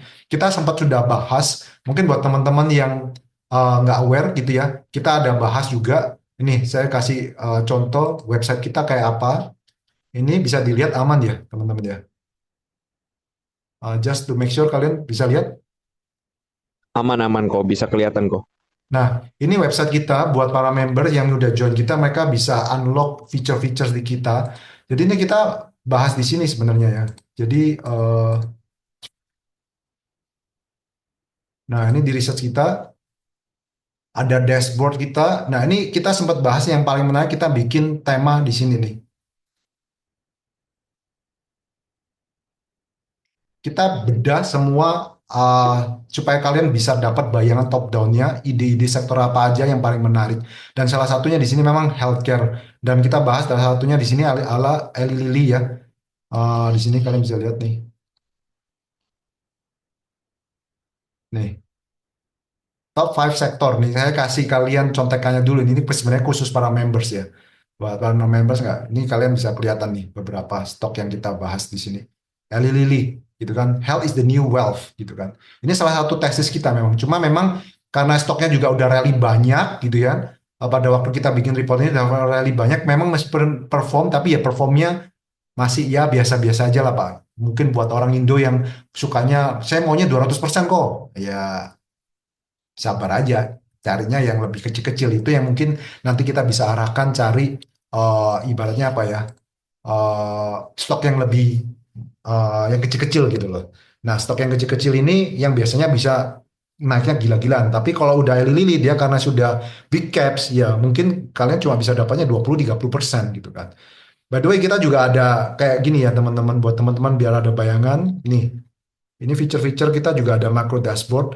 Sebenarnya dari sisi macro dashboard ini kita juga ajarkan banyak tentang makro. Kalian at least bisa kebayang makro-makro apa aja yang menjadi indikator penting di kacamatanya apa saya maupun Frankie gitu ya. Ini kita share ke para members kita. Nih, teman-teman bisa lihat di sini. Bagaimana risk indicator ini juga membantu kalian melakukan alokasi cash tadi seperti pertanyaannya Pak Vincent gitu ya. Nah, kalau ditanya jawabannya apakah di tahun 2026 ini eh, cashnya lebih banyak atau lebih dikit? Mungkin jawabannya saya itu lebih relatively bisa lebih risk on, Pak. Cuma lebih risk onnya ini adalah marketnya itu gini. Kalau saya lihat kita selalu ajarkan di apa para members kita di season-season tertentu kita selalu kasih tahu mereka kapan sih kayaknya kalian perlu siap-siap untuk raise cash gitu ya. Kenapa? Itu karena marketnya itu mungkin akan uptrend tapi marketnya itu volatile. Jadi bagaimana aset allocation ini mungkin bisa dimanfaatkan untuk ada porsi-porsi misalnya kalian mau 80% eh, invested gitu ya, 20% cash ini untuk mengcapture volatility itu. Kurang lebih jawabannya mungkin seperti itu ya, Pak, untuk aset allocation. Dan tadi pertanyaan ketiga apa ya, Pak ya? Enggak kok, memang tadi pertanyaan sampai di cash kok. Keren juga kok, maksudnya saya cukup salut sih. Maksudnya kan padahal kita lihat di 2000 di data kok salah satunya tadi retail itu kan posisinya lagi lumayan rame ya kok ya. Nah, tapi tetap Betul. posisinya kita masih agak risk on ya kalau dilihat dari Mark Institute sendiri gitu. Nah, saya jadi agak tertarik sih untuk join nanti kalau ada kesempatan saya akan coba telusuri websitenya. Sama sedikit Pak, untuk US Healthcare itu saya cuma ngelihatnya tuh salah satunya karena kalau dilihat secara full sektoral, saya lihat dari salah satu platform, itu dia outperform dari returnnya S&P tahun ini, Pak. Itu Hmm. saja sih. Ya, betul. Salah satu yang perform juga. Ya, memang kalau saya lihat dari sisi activity retail, Pak ya. Kalau saya lihatnya gini, Pak, kacamata dari pengalaman saya lama di market ya. eh Pada saat retail ini lagi hype banget, Pak, maka pasti akan ada some volatility terkait dengan misalnya nih MSCI yang nggak usah jauh-jauh gitu ya. Kita juga udah bahas ini. Kita udah ingetin untuk asset allocation. Kita nggak pernah tahu, tidak ada salahnya lebih baik being late daripada kalian boncos gitu. Kalau kita punya prinsip gitu. Kenapa? Kalau kalian udah boncos, kalian lebih susah ngejar nantinya gitu. Tapi kalau kalian bisa memanage cash allocation-nya dan kalian bisa anticipate misalnya katakanlah MSCI ini tiba-tiba dia benar-benar mau implement metodologi yang baru, itu kan kalian udah pasti hilang kesempatan kalau ARB gitu kan stoknya. Gimana kalian bisa jual kalau tiba-tiba pada ARB? Tapi kalau kalian udah punya cashnya pada saat ARB itu kalian bisa beli dengan enak gitu loh. Jadi kita selalu mengajarkan memanage hal-hal seperti itu. Tapi kalau kalian misalnya pun MSCI-nya tidak ketat, I would say mostly mungkin naiknya juga terbatas. Kalian mungkin naiknya berapa sih? 10%, kalian masih bisa ngejar gitu loh. Itu yang membedakan kadang market volatile-nya itu volatile berapa. Nah, untuk retail kita lihat dari pengalaman saya, ini karena fenomenanya agak beda. Ini ganti pemainnya lumayan banyak nih ya Pak, saya lihat. Setiap siklus market itu akan selalu ada ganti-ganti pemain terus Pak. Sampai biasanya terjadi suatu insiden besar, sampai mereka itu boncos banget, mereka kapok, udah nggak berani lagi main di market. Nah, selama itu belum terjadi itu, menurut saya hype-nya retail ini masih lanjut. Makanya kenapa saya bilang itu masih risk on. Typically cycle kayak gini, Pak. Karena banyak retail ini saat ini berasa semuanya rata-rata invincible. Saya nggak perlu itu apa-apa, saya berasa invisible. Hanya mungkin segelintir retail yang memang sangat knowledgeable, well educated, mereka sangat mau belajar. Tapi saya juga sering udah banyak dengar dari temen. Orang-orang yang tadinya nggak di market pun mereka berasa jagoan. Oh, gampang banget ya. Saya taruh 1M jadi 2M nih. Gila, mendingan enak di sini. Nah, pemikiran ini nih masih akan lanjut menurut saya. Ini masih akan lanjut, mereka akan transisi terus sampai tiba-tiba suatu saat mereka kena lahap gitu ya, sampai bear market, akhirnya mereka kapok, mereka balik lagi kerja yang benar gitu Pak. Nah itu biasanya lag time-nya kurang lebih bisa 1,5 2 tahun Pak. Jadi itu moga jawab ya. Itu cuma dari pengamatan pengalaman saya aja di market. I see, thanks a lot kok. Ya, ada pertanyaan lagi tuh dari Ignatius Christian? Iya, halo pagi, eh Ya pagi Pak, suara saya terdengar ya kok ya? sudah jelas aman. Sebelumnya selamat pagi, terima kasih udah dapat kesempatan untuk bisa bertanya. Pertanyaan saya ada dua, kok Herman. Yang pertama, kalau kita lihat di market, di stock market IHSG sih sebenarnya saya lihatnya itu banyak ilmu yang kadang-kadang influencer ataupun trainer market lainnya ada yang bilang bandar, ada yang bilang fundamental, ada yang bilang teknikal, ada yang top down analysis segala macam. Sebenarnya ilmu apa sih yang paling long lasting, yang paling relate ada di semua periode. Jadi kita bisa belajarnya fokus di situ aja gitu kok. Jadi kadang-kadang saya bingung, oh ini udah bukan eranya fundamental lagi, ini bukan eranya teknikal lagi. Nah, sebenarnya ilmu apa sih yang bisa atau kungfu apa sih yang bisa diterapin di semua periode yang paling mendekati lah di semua periode itu kok. Itu yang pertama. Yang kedua, kebetulan saya kan bekerja di sektor finance kok perbankan. Nah, Ya, eh, ya jujur aja saya sendiri sih ngerasa perbankan udah bukan jadi sektor yang seksi seperti dulu. Kredit hmm. juga udah mulai menurun, lalu diperketat lagi untuk orang-orang yang mau ambil kredit atau pinjaman baru. Dan saya lihat juga kasa yang ada di bank-bank sendiri juga nggak kayak dulu. Udah mulai beda orang-orang ada yang nyimpen di Bitcoin, mereka ada nyimpen di bank digital yang bunganya lebih tinggi seperti itu. Nah, pandangan Ko Herman dan Mark Institute sendiri melihat hal seperti ini bagaimana kok? Terima kasih. Oke, thank you Pak Christian atas pertanyaannya. Is a very good question. Ya, ini kebetulan Bapak tanya gitu, saya juga bisa jelasin. Menurut saya Pak ya, saya bukannya mau promosi atau apa, ilmu yang sangat long lasting itu ilmu yang seperti yang kita ajarkan di sini Pak. You can believe it or not, itu terserah Bapak, keputusan di Bapak. Tapi ini karena saya dan Frankie adalah pemain lama di market. Menurut saya perhatiin banyak orang memang benar, saya ngerti Pak Christian tadi. Orang itu banyak karena mereka mencoba mencari ilmu mereka kan beda ya. Saya bisa akuin kenapa kita Max Institute mungkin nggak bisa besar kayak pemain yang lain. Karena kita background kita itu adalah orang finance beneran Pak. Ya maklum orang finance beneran itu nggak jago jualan Pak. Saya ngomong apa dulu ya. Orang finance itu nggak jago jualan. Memang mikirannya itu adalah numbers dan numbers. Tapi banyak influencer saya lain. Saya kan collab dengan beberapa partner-partner ya broker dan lain-lain. Dari situ saya bisa mendapat bayangan bagaimana ilmu-ilmu yang mereka terapkan itu Bahkan dari beberapa partner saya pun pada bilang kasih bocornya, ilmunya itu adalah fake it till make it, Pak. Itu ilmunya mereka.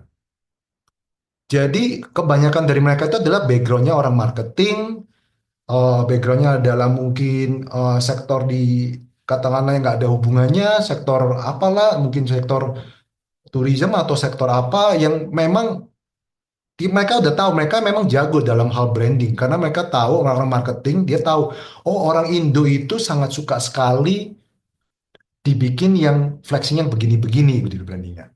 Kalau di Marx Institute itu terlalu serius, dulu saya sering dapat banget Pak feedback.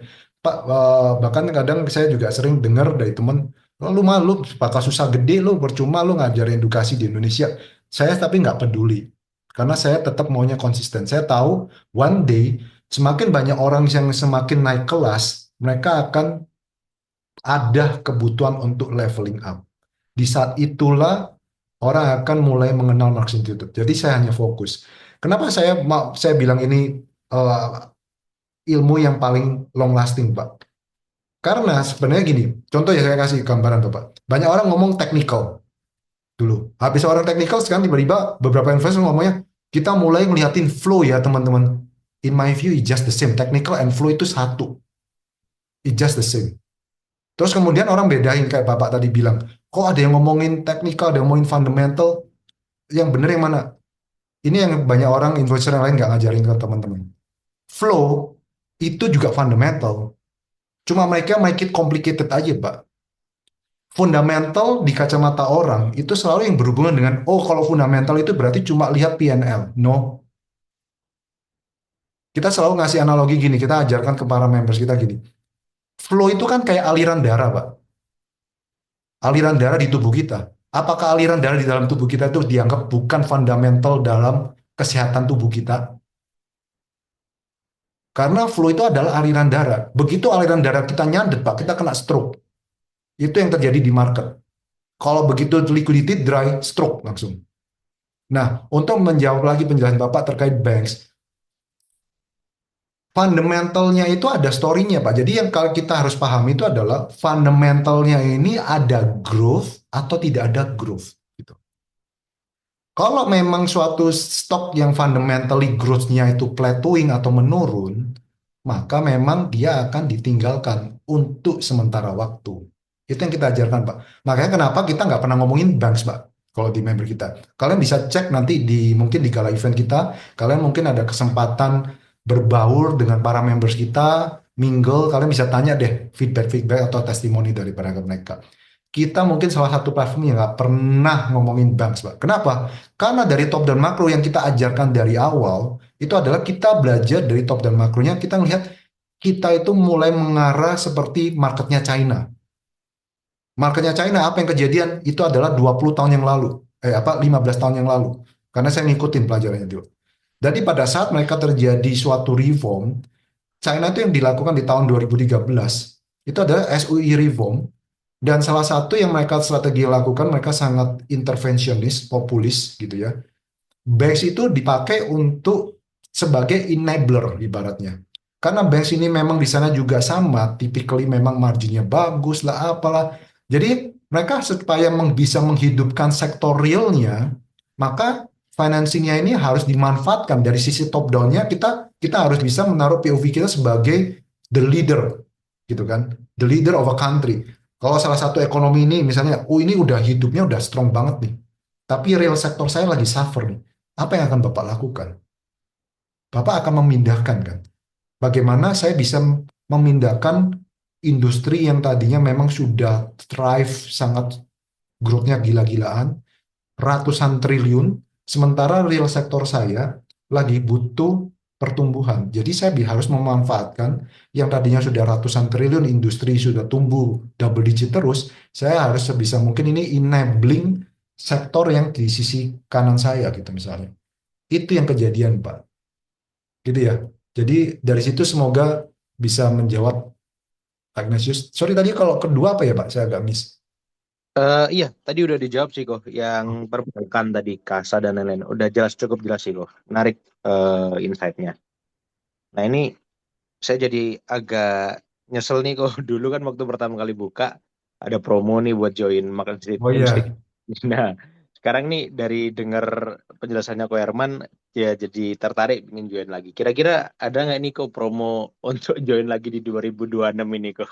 Thank you. Oh, lagi promo lagi nggak ada, Pak. Itu udah lock untuk nanti members yang awal-awal ntar marah takutnya. Jadi kita coba respect dari para members yang udah join awal-awal, mereka sudah lock harga yang pertama gitu, Pak. Sorry, Pak. Mungkin nanti mungkin bisa next time mungkin kita bisa tetap akan ada beberapa interaksi kita kadang-kadang bikin promo-promonya dalam bentuk game gitu ya, quiz. Jadi itu mungkin lebih lebih menarik. Makanya kita setiap ada webinar, setiap weekend kita bikin suatu quiz. Nanti ini mungkin kita bisa quiz cepet ya, waktunya udah mepet supaya yang para pemenang itu bisa dapat kesempatan merasakan VVIP seperti apa. Dari situ mereka mendapat kesempatan kita kasih free VVIP role dalam 24 jam mereka bisa consultation. Kalau yang VVIP-nya udah VVIP terus mereka menang kuis, kita selalu traktir mereka one on one ngopi, makan kayak gitu-gitu, Pak. Jadi mereka makin dapat insight-insight kita lagi lah waktu offline. Paling yang potensial promo kalau nanti di itu ya kok ya di event ya. Oh iya, mungkin nanti ada di event kita akan ada potensial promo juga. Oh iya, mungkin yang bisa saya bit share. Mungkin kita ada kolaborasi sama beberapa partner. Mereka mungkin bisa ngasih promo untuk katakanlah ada diskon atau cashback untuk subscription di Marks Institute. Jadi nantikan saja di gala event kita ya teman-teman. Oke, waktunya mepet. Sorry banget nih masih ada beberapa pertanyaan terkait dengan yang berhubungan dengan pertanyaan kripto bisa tahan dulu karena itu akan dibahas sama Frankie nanti next webinar. Kita juga akan buka next webinar untuk public juga next week gitu ya. Berhubungan dengan DXY itu dan oke saya mungkin jawab terakhir aja ya terkait dengan komoditi. I think komoditi super cycle tadi ada beberapa tanya komoditi dan mungkin ini ada tanya terkait short position apakah ini menyebabkan liquidity crisis di bank. Enggak juga sih itu enggak liquidity crisis ini mungkin lebih tepatnya Pak Daniel saya jawab langsung liquidity crisis ini enggak cuma serta-merta berhubungan dengan silver squeeze short squeeze dan lain-lain tapi lebih karena memang pada saat mereka melakukan mark to market di bond market mereka biasanya itu yang kejadian karena itu bisa squeeze mereka punya margin juga ya di sana.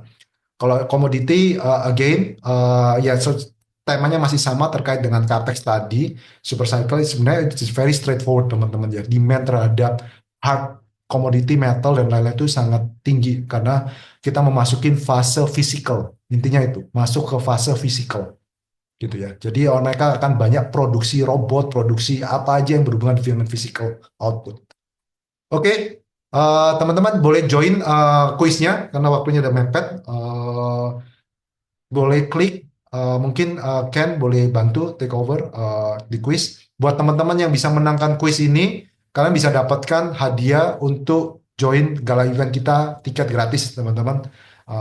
Senilai 1,1 juta ya, lumayan. Uh, let's start teman-teman, thank you. Itu kalian sudah bisa klik linknya di chat box ya teman-teman. Saya stop sharing mungkin biar dibantu oleh tim admin saya ya, thank you. Mungkin bisa show ya. Wah, rame banget. Seru. Let's see who's the winner. Ya.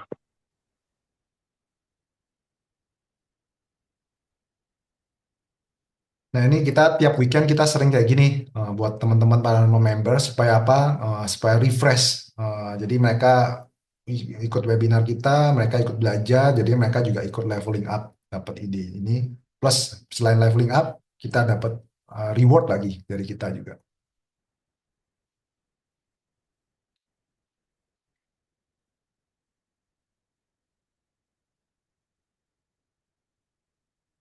Bahas oil and gas di Kiana ini waktunya ada mepet, Pak.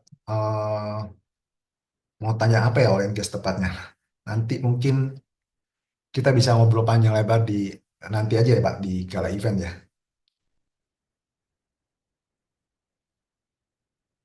Ya nanti mungkin terkait beberapa sektor insight ini mungkin ada tanya oil and gas itu memang kita akan bahas lebih lanjut di gala event ya teman-teman. karena nggak mungkin saya bahas semuanya dalam webinar hari ini, karena waktunya mepet banget. Oke, udah 74 members yang join di quiz. Wah, banyak banget. Let's start mungkin teman-teman. Let's go.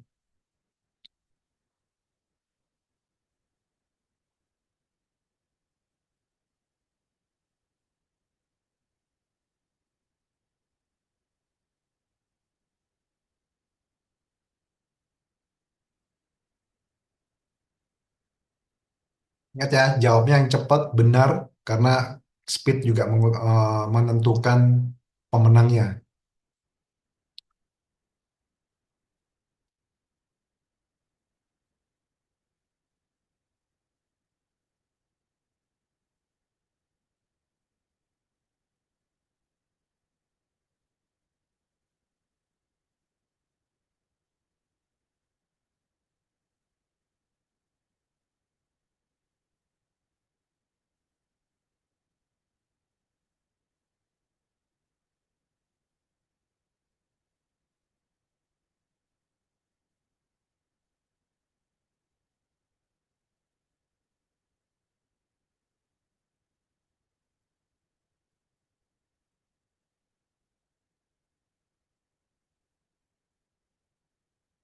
Wah, ketat. Siapa nih? Carol and Jensen.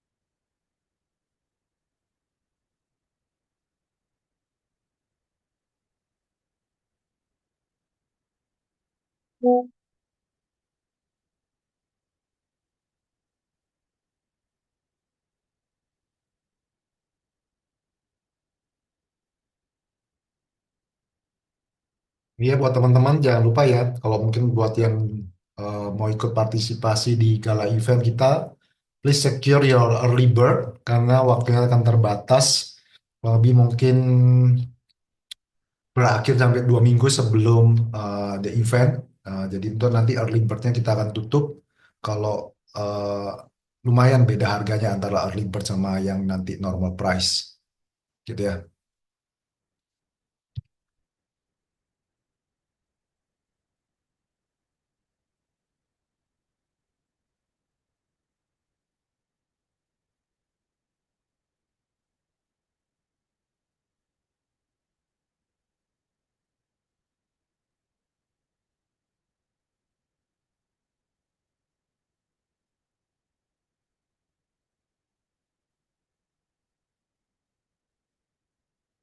Siapa pemenangnya?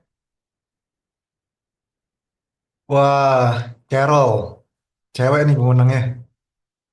Congrats ya, Carol. Carol non-members ya berarti ya. Mungkin boleh ada berkenalan. Member kok. Oh, Carol member. Oke. Berarti mungkin bisa ajak teman atau ini kali ya. Oke, kita bahas sekilas saja ya. Again, congrats Carol. Kita mungkin boleh share your apa credential atau email yang mungkin mau dapetin the free pass-nya ya. Nanti kontak kita aja. Kalau member mungkin bisa langsung sama Discord kalau gitu. Oke, quiznya which factor most accurately explain why US equity valuation remain elevated di tahun 2026? Ya, jelas jawabannya terkait dengan earnings upside growth dari sisi AI-led productivity gains ya, teman-teman. Kedua, within AI hyperscaler, capex yang account sekitar 60% apa? Tadi udah kita bahas, ini berhubungan dengan chip and hardware yang paling besar. Next. The term K-shaped economy itu implies apa? K-shaped employment ya, growth is uneven across sector dan income group. Ya, dia udah cukup jelas ya. After Venezuela, which country yang most likely become the next target? Ya, ini udah jelas juga di headline tadi, Colombia, Cuba, and Mexico. Next. Based on 2024, which is the correct order untuk top 3 countries by crude oil reserve? Tadi juga udah jelas di chartnya ya. Venezuela, Saudi, dan Iran. Jawabannya teman-teman. Itu mungkin tadi yang salah karena urutannya salah tadi. Harus careful. Which Europe country yang playing the leading role? Ya jelas Jerman tadi ya, udah kita bahas di defense spending. Oke, next. Backwardation in industrial metal ini typically signal apa? The market mau barangnya saat ini juga. Itu yang menjelaskan kenapa spot price-nya lebih tinggi dibandingkan contract future price. Oke. Next. Which factor differentiate silver from gold as a macro asset? Karena kalau silver itu lebih ke industrial related dan cyclical and growth. Kalau gold itu lebih ke store of value saja. Oke. Next. Based on macro condition, combination of fiscal loosening and monetary loosening most likely indicates which economic space. Yang tadi udah kita bahas ya, yang di Indonesia kalau lampu semua dua-duanya lampu hijau, loosening and loosening itu fokus ke reflation and growth story. Ya. Nah ini lihat siapa nih yang fokus nih. Next. During COVID era, market rally retail participation in the stock market ini peaknya di berapa? Ya rata-rata 70%. Yes, I think that benar ya. Yang ngikutin chart nanti. Oke, teman-teman, again thank you dan again congrats for Carol yang udah win the quiz. Ntar kita bisa kontak dengan admin dan kita share ini ya free pass-nya ya. See you next week, teman-teman. Again, buat teman-teman yang mungkin hampir menang atau belum menang saat ini, jangan putus asa, masih bisa ada kesempatan lagi di next webinar. Kita akan bahas terkait dengan topik kripto. Nah, ini yang lagi seru. Nanti akan dibawakan oleh Frankie, bukan saya. Thank you semuanya. Have a good weekend. Happy Thank you, Ko. Saturday. Thank you.